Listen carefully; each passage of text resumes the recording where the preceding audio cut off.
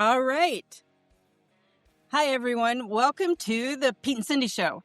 I'm Cindy Allen. I'm the CEO of Trade Force Multiplier, which is a global trade consultancy service. I am brought to you today with the cooperation of the Global Trading Center and, of course, Simply Trade, where I host a Friday podcast called Simply Trade, Cindy's version. And today I am happy to be here with my panelists today for Simply Trade, the Pete and Cindy Show. And you have to say it really quick like that, the Pete and Cindy Show. So that's going to be our thing going forward. I am here with my friend, colleague, economist, customs house broker, global trade advisor, and infamous comedian on the side, as well as a hell of a dancer, I'm told, Pete Mento, who is the practice leader, global trade advisory at Baker Tilly. So good morning, Pete. Morning. I don't know why we wouldn't call it the Cindy and Pete Show. That makes more sense. I don't know. I think Pete and Cindy just kind of flows out of my mouth. Alphabetically on this kind of thing? Like, first of all, and then ladies first. And I don't know. I mean, enough of my life is about me. But we'll go with whatever you want. I think the Pete and Cindy Show. 10 years, I think, 10 years of couple counseling has made me a good compromiser. Yeah, I see that. Your wives have trained you well. I can see. Not well enough. I'm single. Not well enough. Well, there you go, ladies. He's single, so give him a call. I was joking that Anik from Simply Trade has dubbed me the Taylor Swift of trade. And that's really how I came up with the name for our show, Simply Trade, Cindy's version.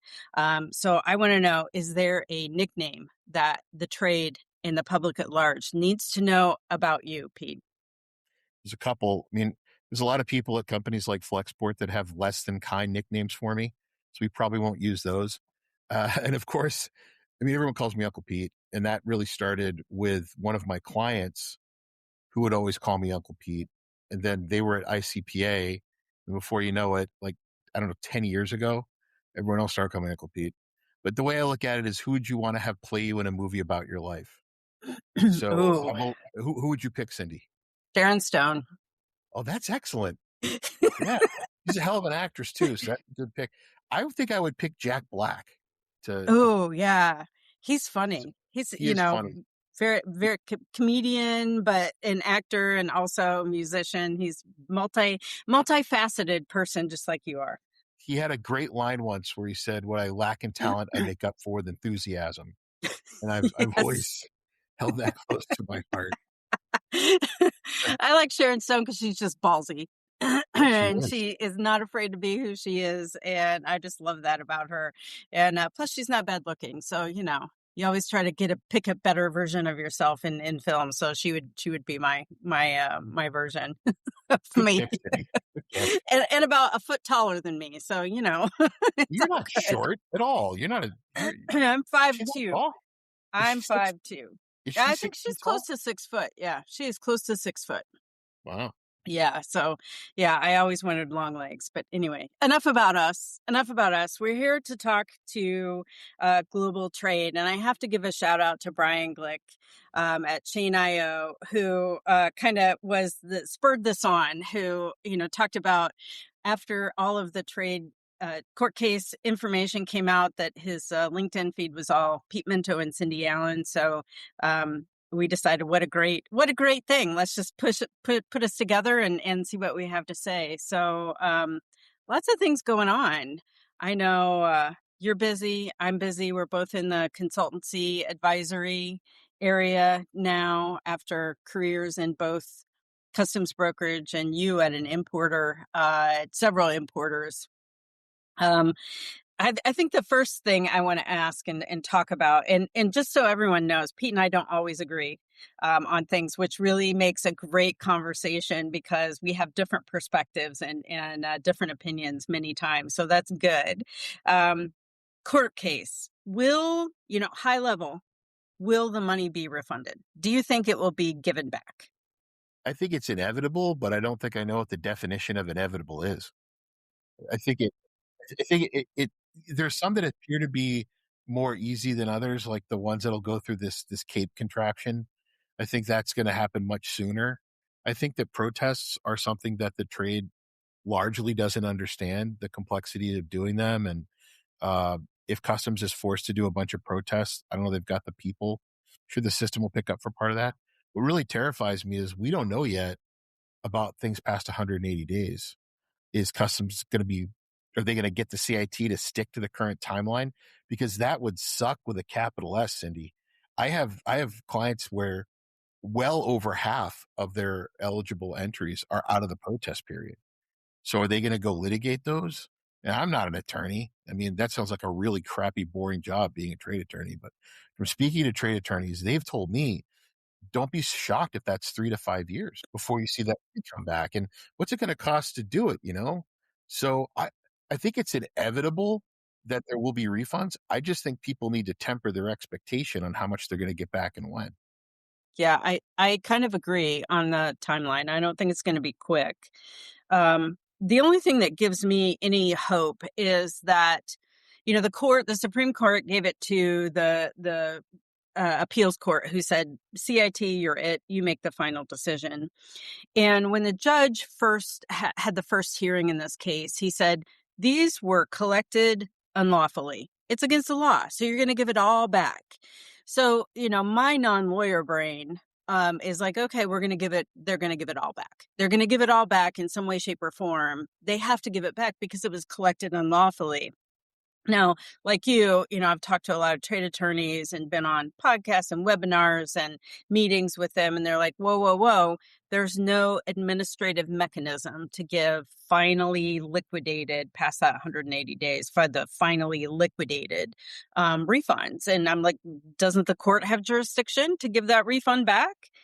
Yes and no, but the court has to have a way to do that. So I think, to me, it's like uncharted territory. We are in uncharted territory because you have something that's unlawful and you have no administrative process that's going to address this. And, I love the CAPE contraption.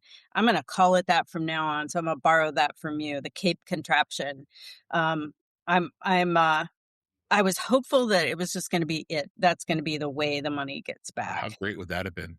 Yeah. Yeah. And I still, I want to hear your thoughts, but I'll give my thoughts first on this. I really think it is going to be how they do it. I think they're going to unset all the liquidations, and I think they're just going to push them through because it's the only thing that makes sense. The court said in the first hearing, I don't want to hear all these cases, so I don't want them in the court. Protests don't flow as well as automatic refunds because they require CBP to do something on their end, and they require them to really process it in some way, shape, or form, either approve or deny. And protests don't fix the underlying entry summary. It's at the discretion of CBP. Now, CBP internally, I can tell you, having been there, does have instructions to update the 7501 information. And that's why if you get a protest that's actually approved, sometimes they'll reach out and say, hey, can you send me an updated 7501? Because they then have to put that in the system to update the ACE system because there's no automatic mechanism to do that.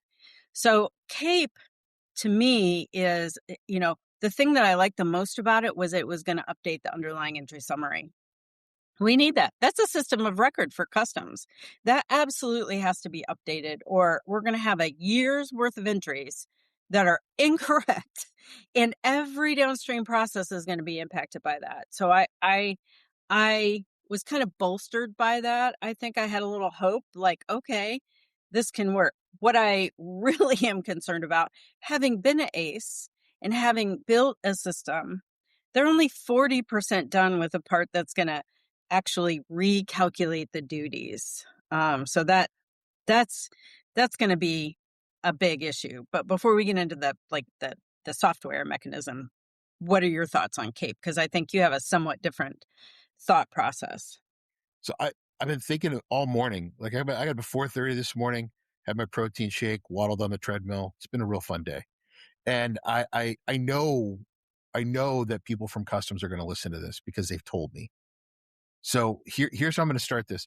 This is my ode in defense of CBP. That's what I'm calling this, right? An open letter to CBP. They don't care one way I shouldn't say they don't care. They don't want to hold this up. They don't want to not give people back the money. That's not what they're thinking. There's this misconception by the trade that customs is some ogre that lives on top of a mountain that comes down once a year to eat the youngest children of the village. That's not what they're doing, right? They'll do whatever they're told to do. They'll do the job, right? It's not like they have some beef with importers. If they're told to give the money back, they'll give the money back. The problem is they don't have the people, they don't have the money, they don't have the funding. What they don't want to do is be stuck in some quagmire of trying to do this. They want to do it if they're told to do it. They don't care one way or the other. They just don't want to get stuck in some process that doesn't work for the next 10 years. So when I read the stuff between Eaton and Lord, oh my God, it's like Biggie and Tupac, right? Watching those tweets go back with one another. I love it. I love it. So it's pretty clear to me from reading that stuff. I could be wrong.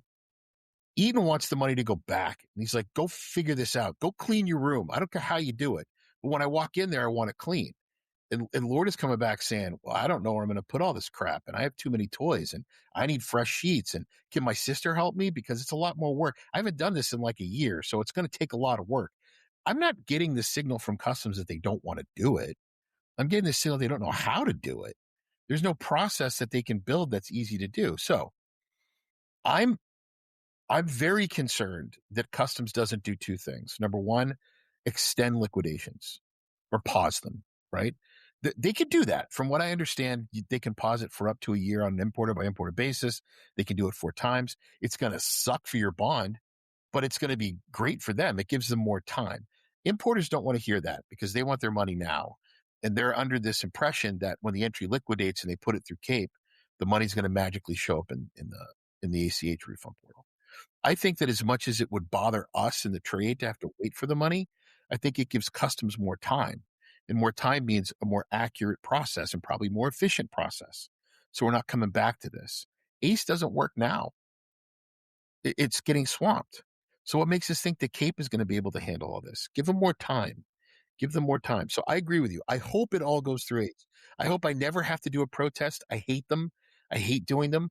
But if we have to, customs doesn't want it either. Stick to the administrative process of using this new system because we're going to need it again for 122s and some 301s. We can get to that later. Yeah, I would say, to me, reading that transcript was like trade soap opera. It was like the newest version of a trade soap opera. It was really funny. Falcon Crest CBP version. Yeah, and it's Brandon used to work for me at CBP, so yeah, he was on my team, and I knew he had a bright future, and I think that those ACE days where he was on the ACE team has come in handy in his new position trying to design this. But as far as the design goes, the way I read this from, my perspective, having, and having worked with software and having worked with the ACE system and, being on the broker side for so long, my take is that this is, Brandon Lord talked about a tab in the ACE portal to put all these files in. And I've heard lots of people say, oh, it's going to be the whole entry summary. You're going to have to do this. My take is that it's going to be as simple as they want it. It's going to be like entry numbers and importer of a record number. It's going to be really high level and simple. And that's going to be a tab that's accessed on the ACE portal.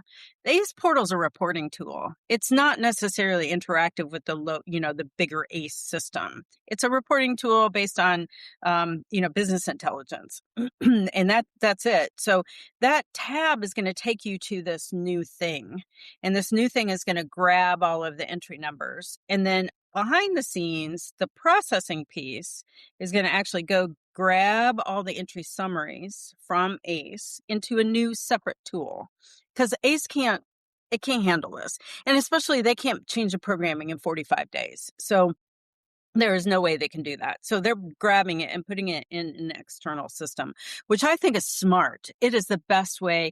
In my opinion, the only way ACE goes forward is bolt-ons, because that ACE core system is old. It's 25 years old.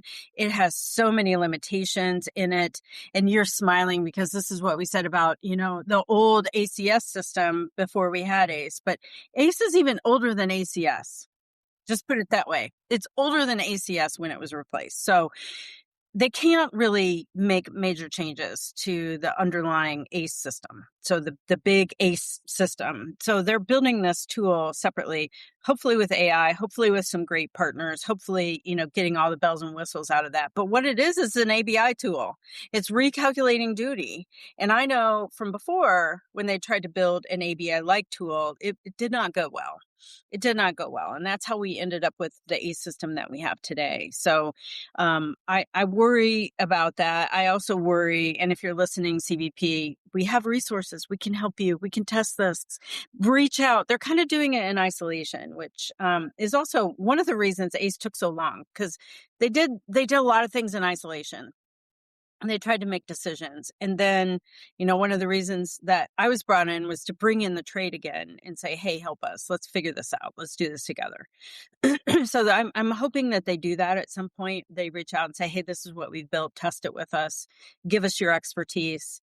Companies want to help. People want to help. They want to make sure this process works for everybody. I know I've had, lots of people call me in the software world and say, do you know anyone at ACE? We can help them. We won't charge them. We can help them do this because it's big and we want to make sure our systems are updated to do whatever. But I don't think external software is going to do a lot. So they're going to recalculate that duty. It's going to be sent back to ACE. And it's going to update the underlying ACE entry summary, which then will go through that normal liquidation, whether they speed it up or not. Love to get your opinion on that in a minute. It'll dump into ACE. It'll recalculate. It'll get that recalculated duty. It'll go through the liquidation process, and it'll go for the refund process. And that refund, then the new piece that they're building is bundling all the refunds together instead of doing one entry, one check. So, love to hear one, if it's going to be, if liquidations are going to be advanced for anything not anything left, which is around 20 million of the 53 million a couple of weeks ago. Love to hear that and what your overall thoughts are. So I know, Bill Lynch, Bill. Yes. Right. Yeah. And I did a lot of work with Bill when he was at KPMG. Yeah. And I got to know Bill really well when I worked with Ed Quast and Dick Rossetti when I was at TradeOne. And I don't remember how many cocktails deep this conversation was, but it was many. And it was Ed and Dick and I. Kevin Fox was there. It's a bunch of old school, like knuckle dragging customs dudes who brought me up. and I remember Bill saying, Pete, when it comes to ACE, I would love to see when it comes to ACE, Pete, perfect is the enemy of great. Great is the enemy of good, and good is the enemy of functional. We just got to get to functional, and then we'll work our way back up. I think that happened, and then they forgot to go from functional to good, great, to perfect.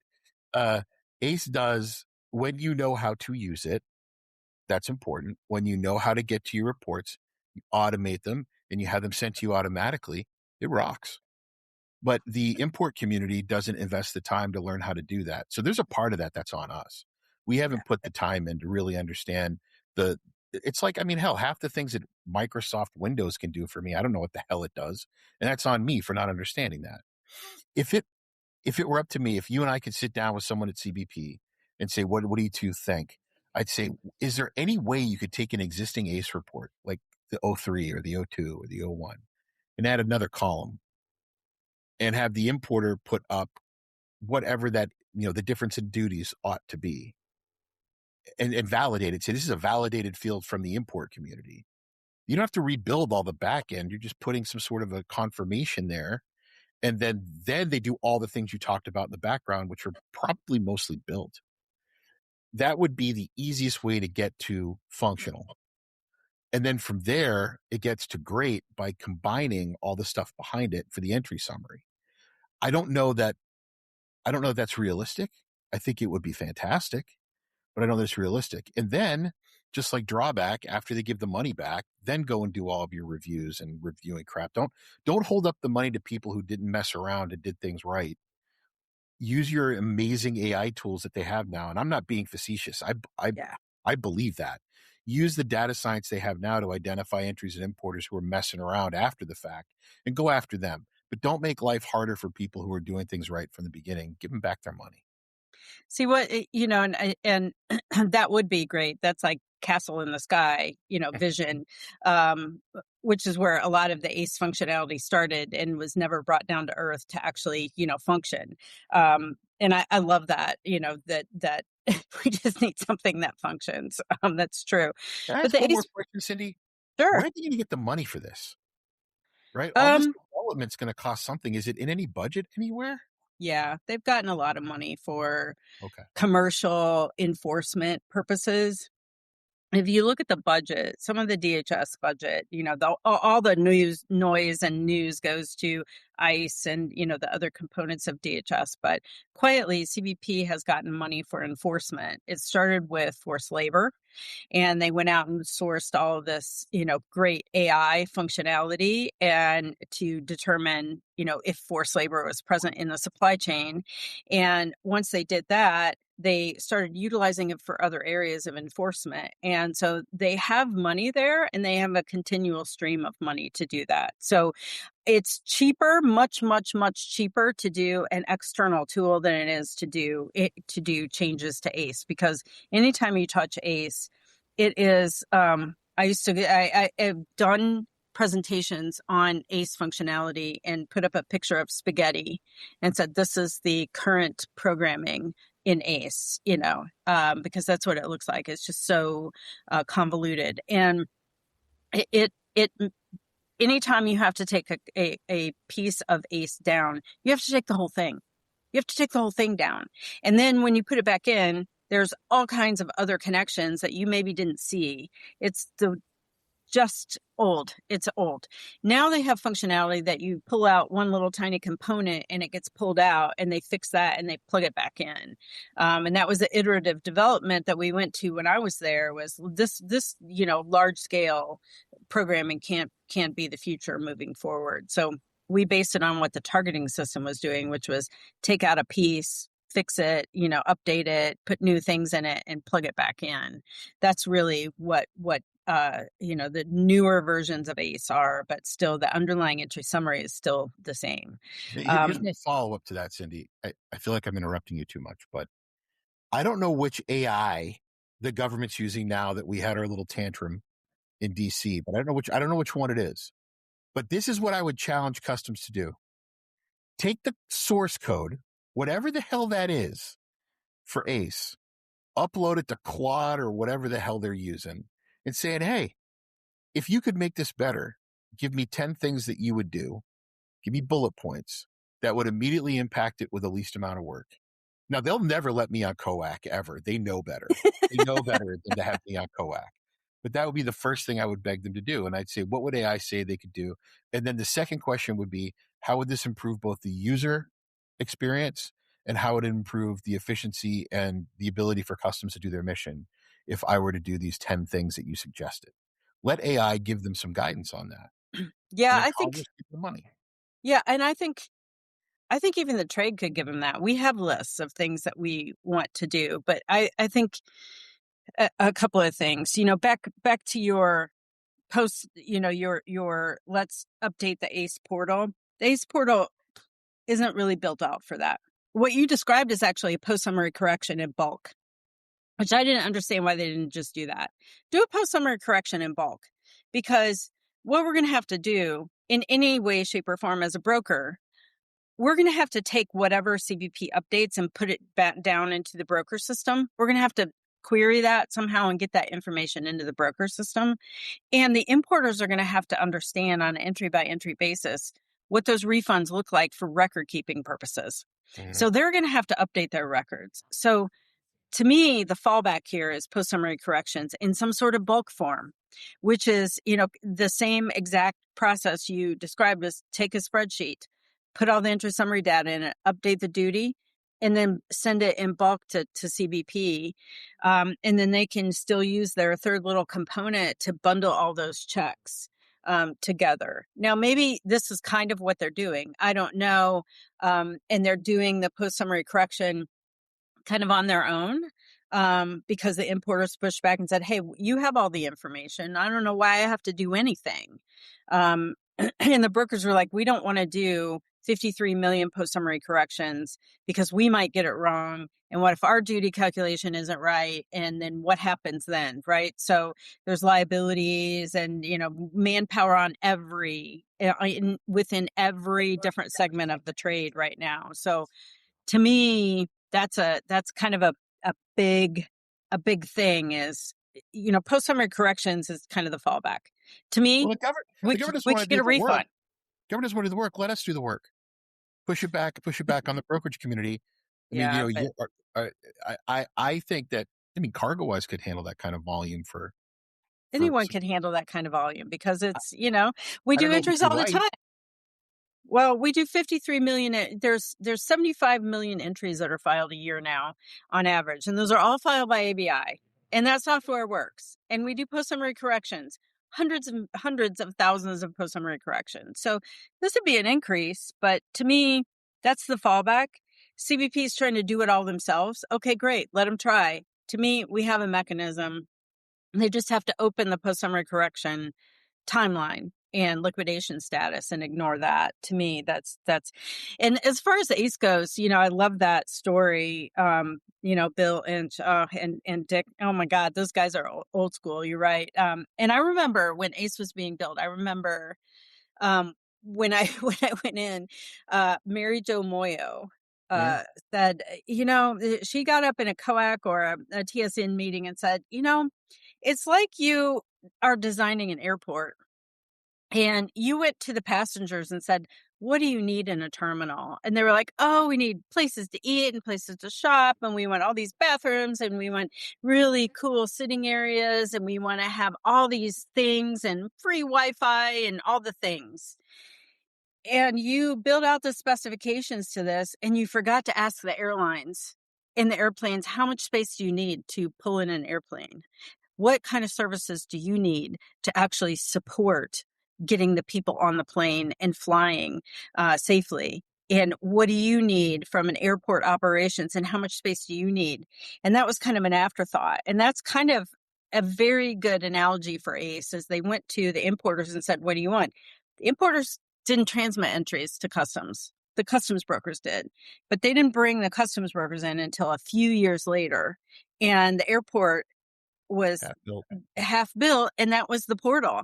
So they built the terminal before they built the damn the gates for the airplanes and all of the support services for the airplanes, and that was the underlying ACE. So it was kind of backwards the way they were doing it because they wanted to give the trade, the importers, what they wanted. And my friend Lou Salmonfink, who was in charge of ACE before I came on board, told me, he said, we were designing ACE to get rid of brokers. He outright said that. And I would just, kind of shook my head and said, and how'd that go? You can't build ABI because you are looking at specifications for duty calculation and trade compliance. You don't do all the other things that help us produce an entry, and you don't even know what they are. So it was an eye-opening experience, but that was kind of my thought on ACE was, why it went kind of sideways a couple of different times for different reasons. And at the end, it was like, just make it work. And I think when I think about future ACE, just let me get this thought out. When I think about future ACE, I think it's not in ACE. It's not rebuilding ACE because ACE was a rebuilding of ACS because the core entry process is the same. You have to tell customs where something is coming from, how it's getting here, who's, in charge of that conveyance, what's on that conveyance, what country it's coming from, what the country of origin is, what those products are, what the country of origin of those products, what the classification is, what the duty rate is, who it's going to, who is going to receive those goods, who's buying those goods, who's selling those goods, and who manufactured it in some cases, and what the value is. That's it. Why redesign a core process? Because that isn't going to change. So all the other things, to me, just leave that in ACE. All the other things, sourcing back to component level information, the all of these different analysis tools, build that outside of ACE. Have it linked in because that core ACE system, it's good enough. Just everything else needs to come on the outside fringes of that. And I think that's what they're doing. ACE was built as the environment, right? That Yeah. everything happened in. So make Yeah. it easier to bolt other things onto it. And I think Yes. that's where they're at. The last time I used this metaphor, I got in a lot of trouble because people were deeply offended. But Okay, as you great. can tell, Yoo-hoo! I don't learn from my past offenses. Customs house brokers are the cockroaches of logistics. Now, before people get deeply offended by that, right? We get no respect. People don't love us. For the most part, when we enter a room, they do everything they can to get us to get the hell out. We're misunderstood. Okay. But when the nuclear attack happens, guess what? We're still going to be here. We are resilient. We're not going anywhere. If you like us or you don't like us, we don't care. We're always going to be in the background doing everything. So you should find some way to respect us. We're not dying. So the idea that you're going to create a system that gets rid of us, no. Importers are terrified of law enforcement.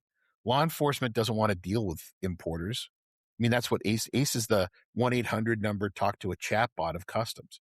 Someone's got to be in the middle to manage all of that. And they've already said customs house brokers have passed your silly test. So you're the ones that get to have it. We're not going anywhere. The importance, particularly now during IEPA, I've never felt that we were more important than we are now. People have been starving for guidance, starving for it. And customs is in a tough place. They can't give guidance. They can upset their boss's boss and end up, giving advice they shouldn't give.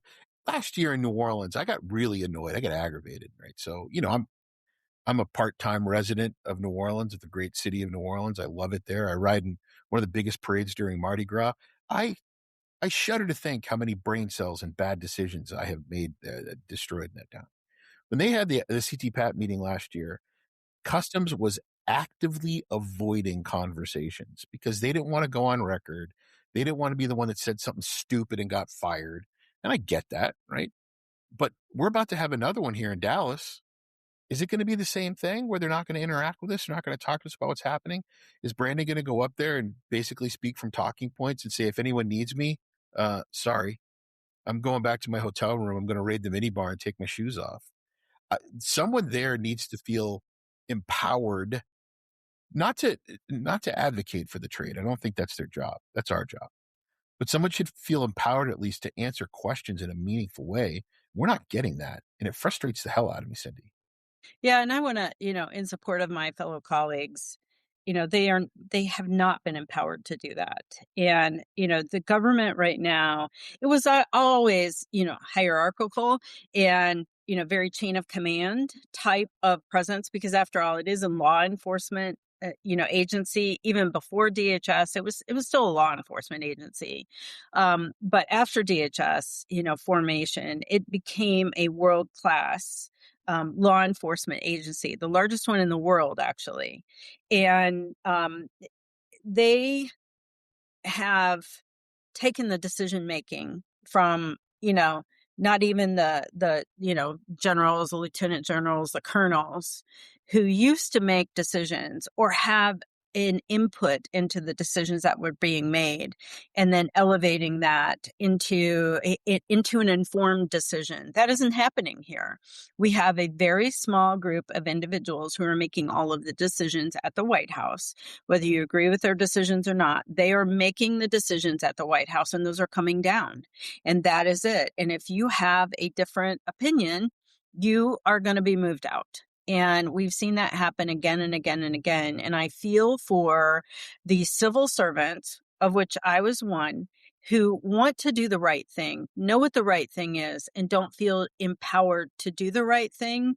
And if they take that power on themselves, it's going to be detrimental to their government career. And most government people, my friend Amy Magnus, who we both know, she was a CBP employee, or custom service employee, for 18 years. She was assistant port director at the end of her career. And she counseled me when I was at CBP. She's like, Cindy, the administrations will come and go. Leadership will come and go. She called it turtling. You just somewhat retreat into your shell, do what you're supposed to be doing, stay on your path, and this too will pass. So I think that that's one of the things that I think about is The government employees are trying to do that. They're trying to do what's right. They're trying to do their job. They're trying to, move forward. They're trying to get their job done and weather this storm. And hopefully, at some point they'll be able to peek out of their shell and say, great, now we can start running a little faster and making some decisions here. I can't tell you how many discussions I was a part of with leadership at CBP and leadership at DHS that informed a decision that Congress made, that informed a decision that, the administration made, because that was what was expected. You knew your area, you advised, you gave that information. That's simply not happening anymore. They are enforcers. It's top down. That's it, top down. So And my hot take on that, Cindy, has been very unpopular, and I maybe we'll disagree on this. So my Mount Rushmore of customs people, I think all of them are dead. All right. Ed Quastick, Rossetti, Bill Inch, the list goes on and on, right? They all worked for customs. yeah, They worked for the Customs Service, which was part of Treasury. yeah. And I believe in my heart of hearts, and I never worked there. Hell, I wouldn't pass the drug screen back when I was in my 20s.